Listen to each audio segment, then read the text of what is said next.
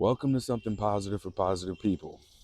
This was a little bit of a special episode over the past couple of weeks. I've had people reach out to me for support calls, and they ask me a lot of questions about myself. Um, I think that it is most efficient that I just direct people to this podcast episode, and I'm gonna keep it as short as I possibly can. And I realize that there's value in maybe y'all having more of my own personal experience, and not for the sake of feeling like you know me better, but just so that our time, the 30-minute calls that we have, are maximized as best as possible and are about what you come for. So I want to start by saying thank you for listening to this episode. Thank you for seeking out the resource that is Something Positive for Positive People. I want to let you marinate on the question that I ask everybody when we meet for the first time if they're coming to me for some kind of support. And that thing is, what do you want to make sure that you get from our time together? And this is something that people, are kind of shocked by and taken aback by, maybe because you've just never had to think about it before. But think about that. Just think about what it is that you want out of the time that we have together.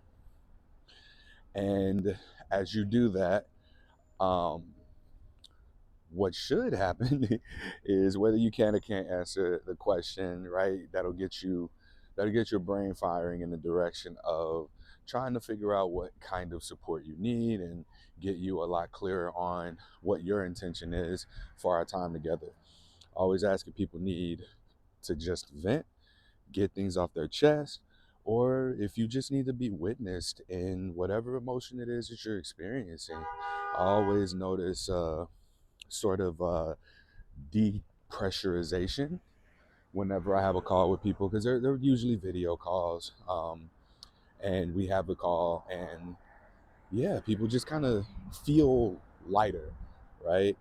I don't know that I feel how heavy it is for a person that comes in for a support call or that reaches out to me for the first time, but over the time, right, you just kind of notice a lightness to just being witnessed. So that's happened for me now. I done lost count how many times, between my friends, family, and also doing it for other people. And yeah, I want to make sure that in the time that we get together, should you reach out for a support call, or you attend a support group, to just kind of give you something that is a lot easier and quicker to access, that a lot of people, I guess, need to know. But I'll go ahead into it. So I was diagnosed with genital HSV. I was told type 2 in 2013. And in 2013, at the time, I had just finished college, maybe in 2011, I want to say. And then I was working. So I had been working for almost 2 years, a little over a year. And then one day I had woken up. I was staying with my grandmother, and I had body aches, I had a fever, I had chills, and I kind of did this waddling thing to the restroom, and I started to pee.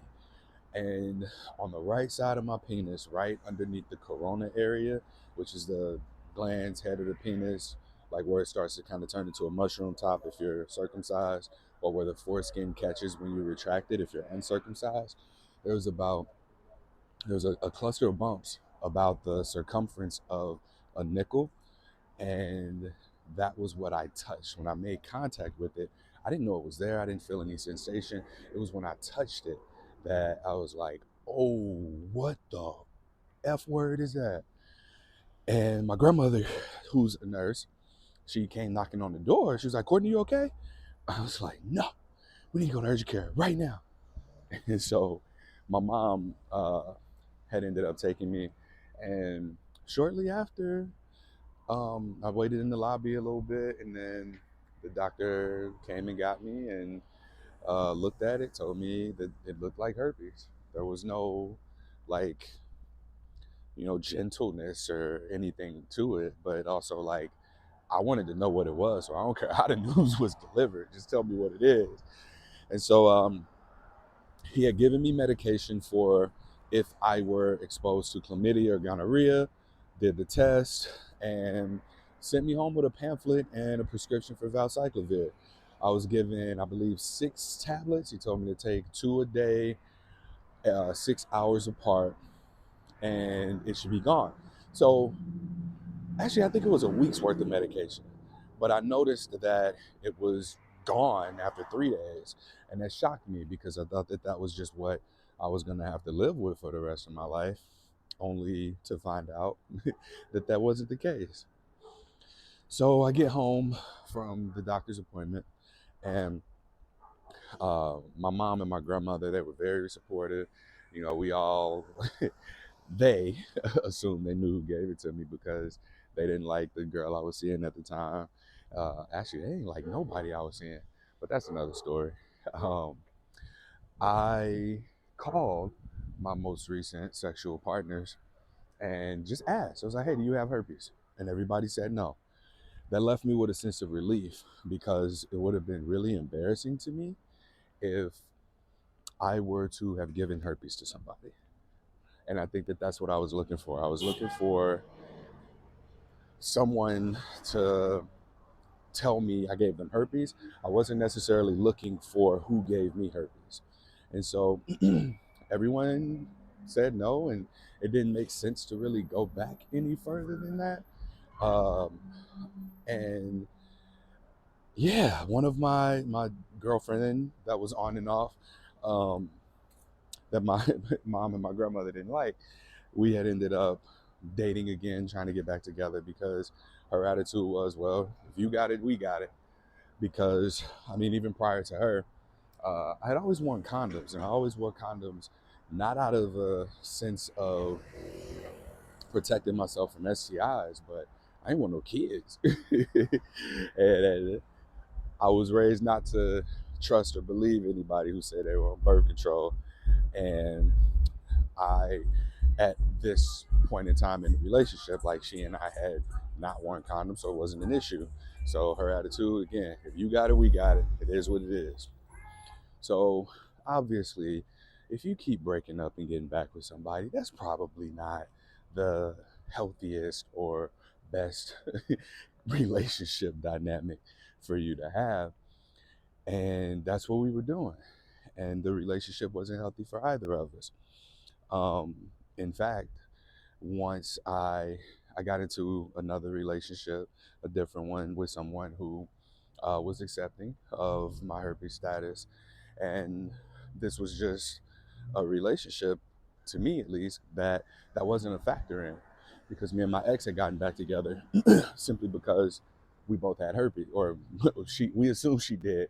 I've talked to her like years after, and she's not tested positive for herpes, which is really like something worth noting, that you can be with someone if you have herpes and they don't, and you can not pass it to them. And this has been an ongoing experience for me, even 10 to 10 plus years ago. So um, when I got my diagnosis, I did not find anything useful for me. The pamphlet that was given to me, all it told me was how many people have herpes. And that wasn't really useful information to me because I don't know any of these people. If the idea is to make me feel less alone, why would you tell me, oh, there's a million people over here that have this thing? And then I'm like, okay, well, I'm looking and it's just a bunch of strangers, right? Like, how many people around me or who live like me, look like me, do the things that I do, right? How many of those people have it, so that I can find myself and some sort of common ground between what I'm feeling and some sense of normalcy. So the numbers didn't do anything for me. I did early on want to know, how do I minimize the possibility of having outbreaks? So that was what I Googled and I started to do my research on. And that research led me to three main things: nutrition, movement, and stress management. Nutrition, movement, stress management. Now, I played football in college, and we were always working out. We worked out, ran, or practiced. We do something just about every day with minimal rest days. So I was kind of conditioned to that. And with all the calories I was burning, we'd be eating at Chinese buffets, we'd be eating at our cafeteria, easily 10,000 calories. And that was playing a sport, playing football. And after college, that stopped. Not only did the sport stop, the working out stop, all of the constant going stop, but what stayed the same was the way that I was eating. So I'm still eating like I'm working out every day, like I'm playing games, and exercising and running have always been punishments for me because of playing sports. So I kind of just stopped doing all of that. And I don't really remember. I remember getting up to 265 pounds. For reference, if you're listening to this now and you like follow me on social media or see me, I'm under 230 pounds. I'm trying to get down to 15, but I just been kind of stuck here. It takes effort for me to get under 225 pounds. It takes a lot, but um, I know that living with my grandmother, on top of that, didn't help. And then I was also going to a job where I was sitting down for 8 hours a day, and like, getting up for lunch breaks or whatever, and popping around the office to talk to people, right? It was that kind of an environment, but it wasn't the same thing. So I spoke to a nutritionist friend of mine. We went to high school together, and I knew he ran his own fitness uh, company. So he and I got together, and he taught me how to eat. He asked me, hey, write down everything it is that you're eating. I sent him my food log, and he was like, Courtney, you eating fucking Popeye's chicken? And I was like, yeah, I got the grill kind. He's like, Courtney, it's still fucking Popeyes. I know it was KFC. He's like, it's still fucking KFC. And he gave me so much shit about how I was eating, and that was all I knew, because my grandma, she would cook. My grandparents are from the South. My grandpa is from Mississippi. My grandmother, she lived in Alabama, and I was raised in St. Louis, which I don't know why people think is the South, but it's the Midwest. And this was just how we ate. Like, wasn't nothing healthy. I think it was very rare that our meals had any type of vegetables with them, unless the vegetables was a pot of greens with a damn turkey neck or neck bone, some type of pork in it, right? So this is how I've been eating all my life up until I was 24, 23, 24 years old. That's all I knew. Everything fried, greasy, and then on weekends, my grandma didn't cook.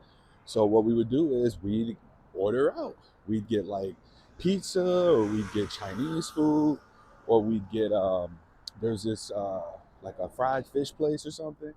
And I wasn't doing well. So I think that the abrupt stopping of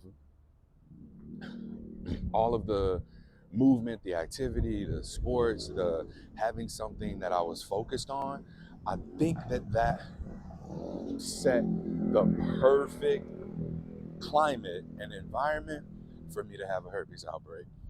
Like, I stopped. So, and that's with the movement, right? So exercise, the nutrition as well, because it's not, there was no balance. There was no balance between how I was moving my body and how frequently I was moving my body and what was going into my body, right? So the third factor in this was stress management. I think that we manage our stress best when we doing what we're supposed to do. And what I mean by when we doing what we're supposed to do, what I'm saying is I had a goal. My goal was to play football as long as I could. I remember to this day, the summer after I graduated high school, I knew I was going to University of Northern Iowa. I told myself I'm playing Division I football. I don't give a fuck about nothing else. I'm playing Division I. And I thought I was going to that school, and I thought I was going to another school, because these were people who were recruiting me. They were talking to me. They were looking at me, watching my game film. I was in conversations with them, and they just dropped off. all these people just dropped off. And then uh, one of my coaches had a connection at uh, the school that I ended up going to, Southeast Missouri State, and he had me send my film to him.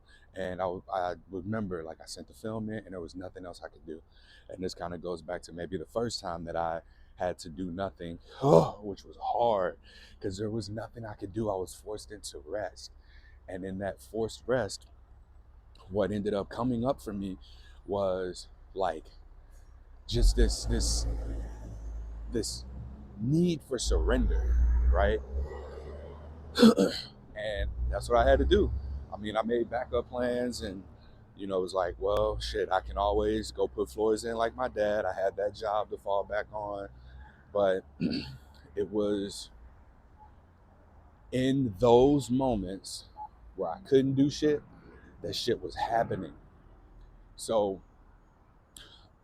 I remember I prayed my ass off. I told God, I was like, God, if you just let me, just let me get this, let me go to college, right? I don't remember what the promise was, but I remember that I fucking cried. Like, I cried so hard because all I wanted to do was play football. That was what I wanted to do for as long as I could. I didn't give a fuck about going to the NFL. I just wanted to play as long as I knew I could play. And then, like, 3 years into college, I was like, man, this shit, I need this to be over. So I ended up going. I was invited to camp. I walked on. I earned a partial scholarship, half scholarship, full scholarship for my last year, and I took the most I could get out of that. I double majored, double minored, made sure that I was on top of my shit grades wise, and this was the mission. This is what I committed to. This was what I dedicated myself to, and having that intention and aligning my beliefs and behaviors with it and understanding what my why was, that was my stress management. As stressful as the shit was that we did in football practice, football games, in the weight room, working out, for as stressful as that stuff was, I gave the stress something to do. I focused it to something. And this is, if you are new here, you'll hear me talk about atomic living, which is just taking the atom and its three parts, the proton, neutron, electron, and being able to, like, put language to that at a microscopic, smallest level of us being. But I'm not gonna put that on y'all now. But I believe that the presence that I had from what was my intention, what was my why, what was my purpose, expressed itself in alignment between my behaviors and beliefs in a way that the outcome had to reflect what was going on between the consistency, the relationship between my beliefs and behaviors. And I think that that's really the key to stress management, because so much stuff takes us through the body, the mind, the emotions, and very few things take us through the nervous system. And what people don't realize too is that herpes is a nervous system condition. It's a nerve condition, and it expresses itself on the skin. And what's beautiful about it is that a lot of times our nervous system will try and communicate something with us, and we won't get it until it's physical, and we can put our hands on it because we're so caught up in, like, our bodies and the real world, and we identify so much with these things that the nervous system is trying to communicate to us. But because we're so identified with that rather than the intangible aspects of ourselves, that's the only way that it can reach us. So physically, right, my blood pressure was high, my blood sugar was high. I wasn't hearing that. I was, in fact, like, not taking care of the mechanics of my body. And through the weight gain, through the sluggishness, the fatigue, I wasn't listening to that. I wasn't giving my stress any kind of direction. And in that, I would probably just be a little bit more, like, bored or stagnant. And that wasn't what I was listening to. So I got all these messages that are coming into me through my nervous system. But I'm so identified with my body that I'm not even hearing or able to experience the things that are happening in my body because these aren't things that you see. When I got my herpes diagnosis, I saw that. I saw that. And the physical representation of how I wasn't taking care of myself, even the way that I've done relationships, my relationship to sex and sexuality, all of that had to come to the surface some kind of way. And what better way for it to come to the surface than on my genitals, the thing that I was giving the most attention to. So what herpes became was a physical manifestation of information that my nervous system had tried to communicate to me between my physical body, my mental health, and my emotions. All of these things tied up. My social well-being, community, right? All of these things I was ignoring. I was ignoring the messages until it came on what I had most of my attention to, conscious or unconscious. Because before, right, my attention was on football. My attention was on graduating college, but playing football as long as I could, right? That was what my awareness and attention were on. Playing football as long as I can, bet. So my behaviors and beliefs aligned with that, and the world around me was the circumstances where I could play football for as long as I could, which was through college. And I didn't have my first symptoms, right? Like I could have, you know, been exposed as early as high school, but it was under control. Like what people don't understand is that herpes is mostly dormant until it has a reason to be activated.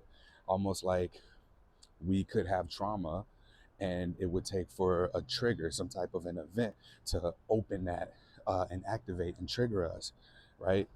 So very similar to that, but trying to keep this focused on my story and keep this episode as short as I can.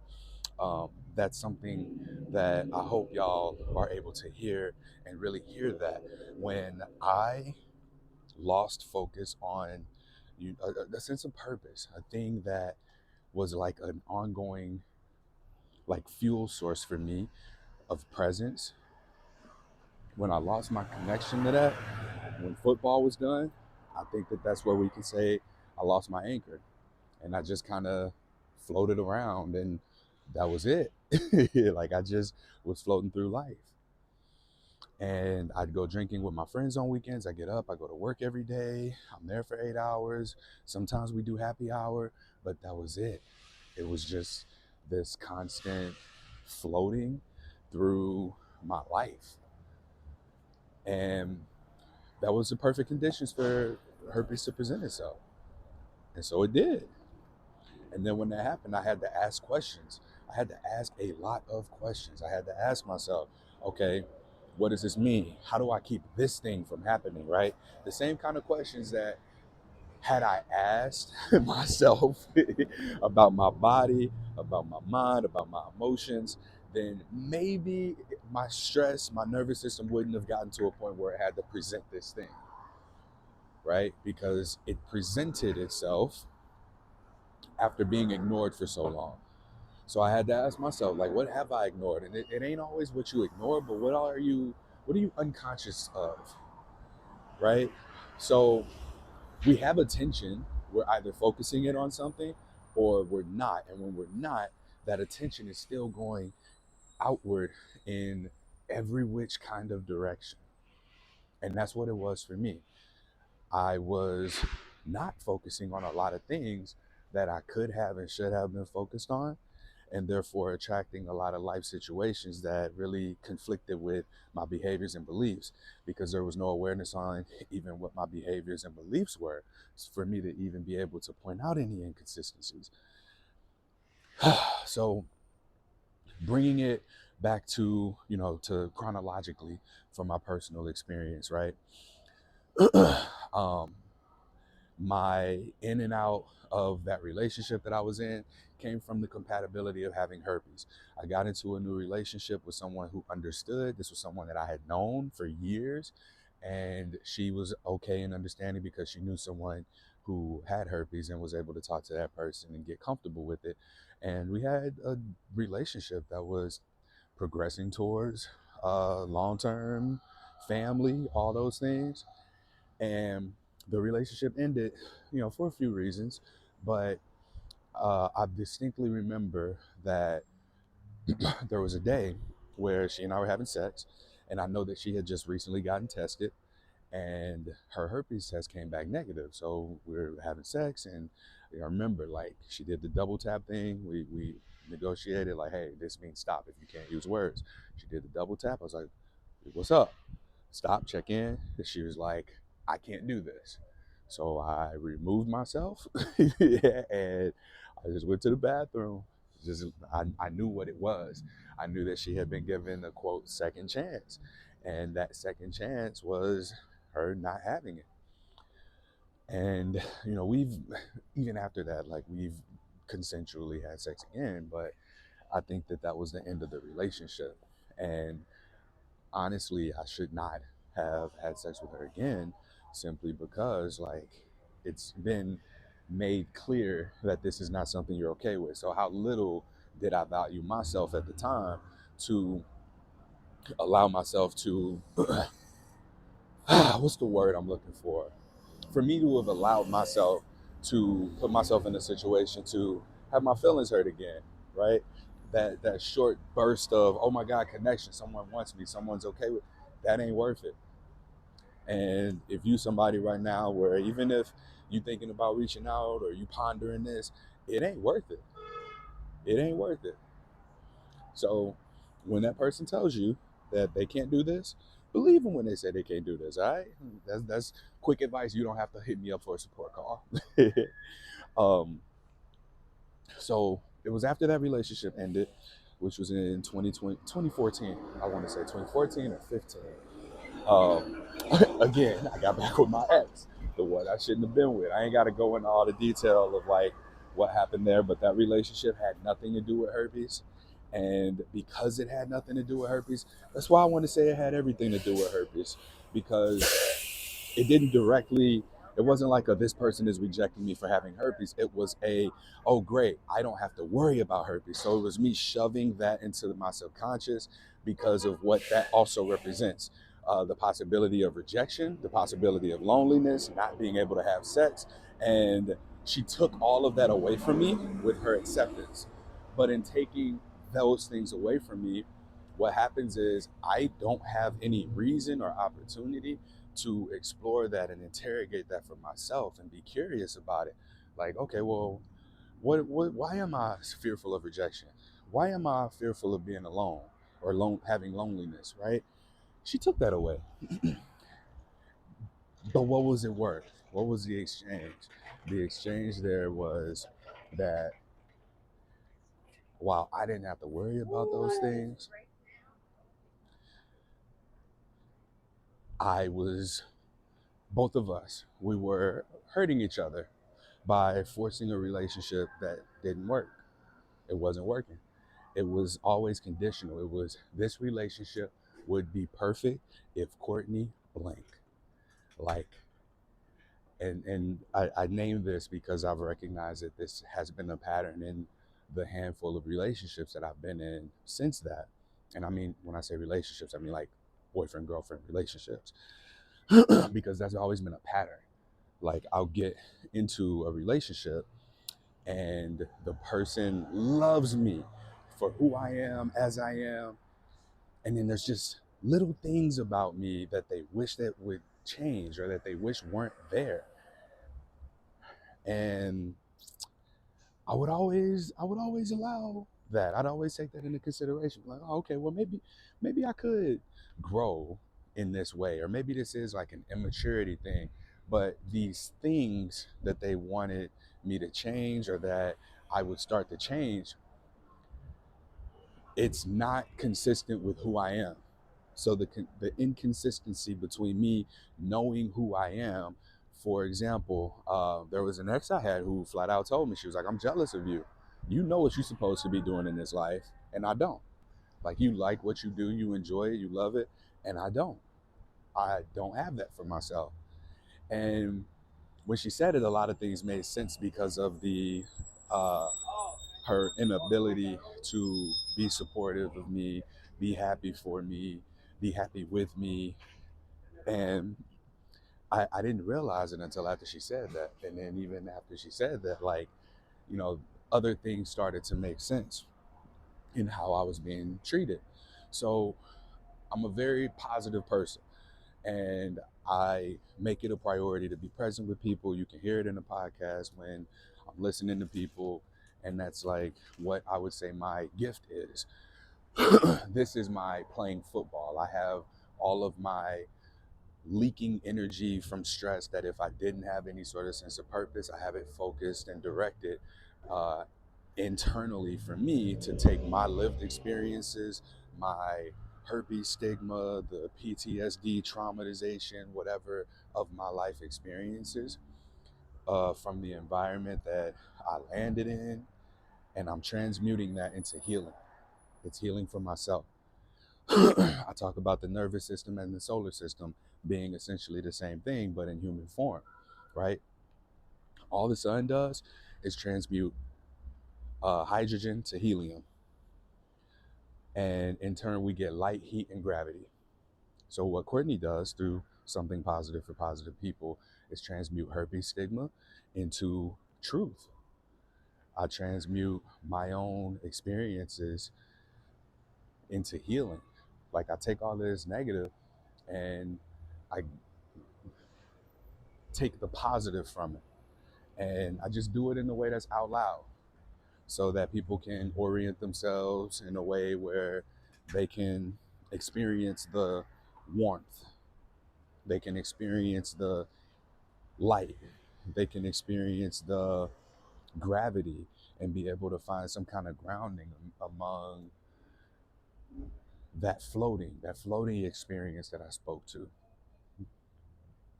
And I do that in a way where I just witness people with presence. And I make attempts to uh, create that same feeling through community. And that's what something positive for positive people is, through my being, through my doing. And so it's been my focus, my intentional focus on who I am and being myself and not letting anybody change me. Because every time I have let someone change me, right, like that still hasn't been enough. Who I am, I think that the inconsistencies of my behaviors and beliefs, or even an unawareness of my behaviors and beliefs, can lead to the outcomes that, yeah, it can lead to the outcomes that don't nobody want, that I don't want for myself. It leads to a kind of change that doesn't need to happen, right? Like who we are doesn't need to change. Maybe some behaviors do, but interrogate that shit. Bring your curiosity in, challenge that, challenge everything. If you don't like the way things are going, you don't like, stuff about yourself, like, let that be your call. Don't let other people just come in and you blindly accept, regardless of what they say they want their role to be in your life or what power you've given them, right? Interrogate it for yourself. Because I didn't. And in not doing that, over those 4 years before I started something positive for positive people, I was floating in everybody else's orbit. I recognized the mindless pursuits of acceptance, of validation, for somebody to still see me as a sexual person, for somebody to still see me as attractive or worthy of a relationship or valuable. And I ain't gotta go too deep into the the trauma history there, but I recognize those things for myself now in hindsight. After talking to as many people as I have, we're almost at 400 podcast episodes, and I can't tell you how many support calls. I only started tracking this year or at the end of last year, and there were more than 130 on the Excel sheet from people who filled out the forms. It's not even including the messages I get on social media or the people that I just like call me if they're struggling. So I think that the world around me has reflected back to me a consistency of what my beliefs and behaviors are, in the sense of them. Sorry, this very attractive woman just ran by me and like we made eye contact. I don't know if she thought I was crazy because I'm talking to myself or what. But I'm almost at the gym, so let me go ahead and get this thing concluded. I done lost my train of thought. I love where I'm at. I'm in Brooklyn, y'all. Um, and it's nice. It's been nice, especially being warm outside. But yeah, bringing this whole thing to a close, like that 4 years was 4 years of unawareness, and this is even after like awareness of the thing being brought to the surface. It took me a while to figure out how, even in avoidance of it and thinking that it wasn't impacting me, how it still impacted me. Having herpes really did impact me, not just, the physical symptoms and my relationship to sex, but it made me have to ask these hard questions about my relationship to my identity and who I am, right? So that was the guidance that I needed. And I left this out intentionally earlier because I ain't wanted to come off, wrong. But doing yoga and immersing myself in yoga philosophy really gave me language, it gave me skills, it gave me tools having nothing to do with herpes, but everything to do with identity, so that my identity wasn't fragmented and scattered into all these different directions of who other people expect me to be, or who I believed myself to be, or who I believed I couldn't be as a result of having a herpes diagnosis. So getting into yoga and mindfulness and meditation, I know that these are buzzwords, but let me explain to you what they did for me. They gave me the language of navigating my nervous system, of navigating my identity outside of what my physical body, mind, and emotions, are, and how they've controlled me for so long because of my over identification with those things. And it gave me something else to identify with. And those are my identities. I consider myself to be curious, creative, communicative, challenging, whatever, like challenge, choice. What was the other one? I used all C words. Connecting. Yeah, connecting, right? Like I identify with these intangible aspects of me.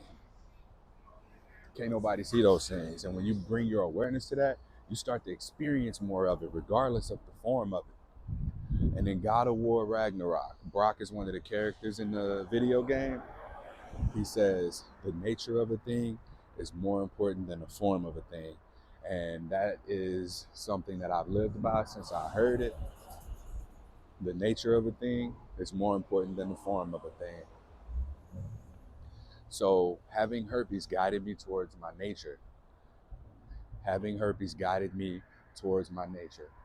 And while I may not, dwell in it 100% of the time, I do recognize that this is this is where I belong. Being identified with that which is not identifiable, having faith, which is just an awareness, and giving my attention to that which we cannot sense. And when I say sense, like touch, see, hear, taste, smell, touch, hear, see, taste, smell. Yeah, those, right? So it's something that you just have to know. And that knowing is what's brought me so much peace. And in the knowing, there's like there's this sense of fucking around and finding out, but playfully. And that's what that surrender has been. The same surrender of when I sent off my college football highlight tape and I waited, I didn't hear anything, and I was like crying and praying and hoping and still making backup plans.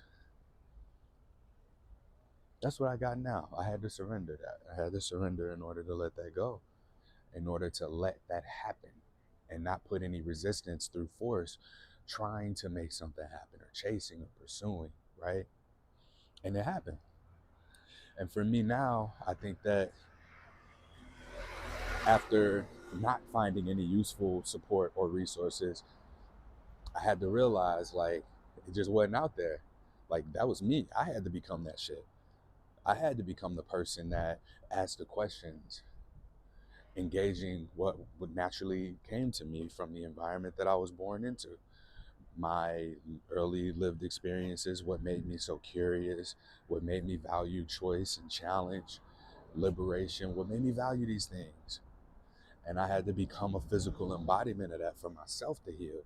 And just so happens that this is also the healing that others in the same environment, similar environment, or who find themselves floating and are touched by, reached by this light that I'm emitting, not because I'm trying to reach y'all or trying to emit the light, but because I'm doing what I do.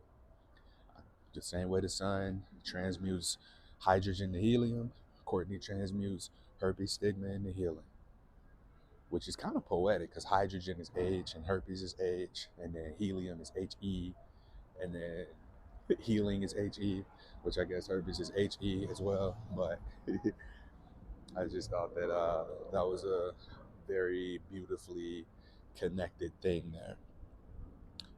So that is my story up to the point of I found the dating app Positive Singles. I got on there and all my problems went away. I remember that, obviously there's more of the story, more ways to tell it, and, more questions people might have that get answered in different ways. But it was after finding that I learned that people with herpes wanted to kill themselves. And that led to me bringing that curiosity into podcasting and asking if people would be willing to just share their experience. That turned into the podcast in 2017. And since then, I've been posting almost religiously an episode a week. Of an interview with somebody living with herpes or someone in the medical field, a mental health professional, sex educator, sex therapist, and I've shared some of my own experiences on there as well. And 2019 turned this into a nonprofit organization that raised money to pay for people to get therapy if they were struggling with herpes. That is not a service that we offer right now because we ain't got the money for it. But should we ever at some point get it, I would absolutely go back to that because I just ran out of my pandemic money when I was paying for it myself. But we were able to get 40-ish people into therapy, and it was nice. We got some exit interviews. If you type in the search bar on the website, podcast, type in therapy, and you should see each of those pop up if you want to listen to them. But that's for the most part my backstory, and I hope that you found a little bit of useful information in that. Prior to reaching out for a call, like, this is just my story, my experience up to the point at which I started something positive for positive people, with some hindsight woven in there that allows for you to hopefully feel a little bit more able to identify an intention of reaching out so we can make the best use of our time together in the event that you decide that you want to have some call or something. All right. And that concludes this episode of Something Positive for Positive People. Check out everything on the website. No matter when you listen into this, if you go to the website, you'll find that there's useful resources there. You can go to the events tab to figure out what we got coming up, whether it be a virtual event or an in-person event. It'll just be there. All right, it'll be there. And you can subscribe to the newsletter if you're at spfpp.org/herpes-newsletter. That'll keep you up to speed on things. I generally just post one newsletter a month, um, to keep it simple for everybody, and I put everything there. Here's what happened, here's what's happening now, here's what will happen in the near future. That's my framework for it. All right. If you happen to be in New York and still listening, December 19th, we're going to be celebrating our 400th podcast episode in Brooklyn. I got the venue reserved. You can go to the website and get a ticket for the event. These are donations that are going to help us make the event awesome. So yeah, if you're located in the NYC area, or if you happen to be in town December 19th weekend, it'll be Friday from 5 p.m. to 9 p.m. And then afterwards, like people can branch off and do their own thing. Uh, but yeah, that's it. Let me know what you thought of this. If you heard it, it's just me again, just sharing my own experience so that we can get the most of our time together. Should we be doing a call? 45 minutes. Wow. I thought this was going to be 20. All right, till next time, stay present.